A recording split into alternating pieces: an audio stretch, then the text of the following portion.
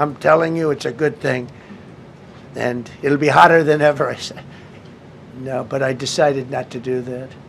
I'm joking, when I say that. I was not going to call it the Gulf of Trump.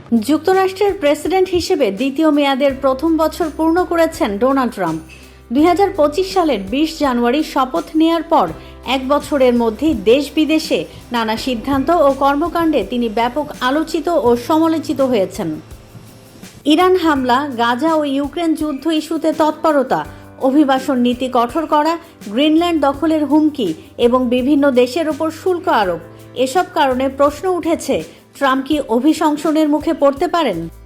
বিশ্লেষকদের মতে বর্তমান পরিস্থিতিতে সেই সম্ভাবনা খুবই কম, কারণ প্রেসিডেন্টকে অভিশংসনের উদ্যোগ নিতে হয় প্রতিনিধি পরিষদে, যেখানে এখন ট্রাম্পের দল রিপাবলিকানরা সংখ্যাগরিষ্ঠ। তবে আগামী নভেম্বরে কংগ্রেসের মধ্যবর্তী নির্বাচনের পর পরিস্থিতি বদলাতে পারে। ডেমোক্রেটরা ভালো ফল করলে অভিশংসনের আলোচনা নতুন করে সামনে আসতে পারে, যদিও তখনও সিনেটে ট্রাম্পকে দোষী সাব্যস্ত করার মতো সমর্থন পাওয়া কঠিন হবে। রাজনৈতিক বাস্তবতার কারণে ডেমোক্রেটরা হয়তো অভিশংসনের চেয়ে 2028 সালের নির্বাচনে হোয়াইট হাউস পুনরুদ্ধারকেই বেশি গুরুত্ব দেবে বলে মনে করছেন বিশ্লেষকরা।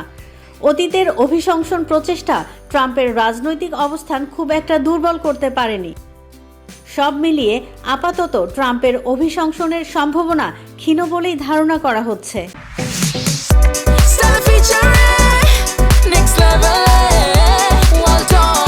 Side by side, free.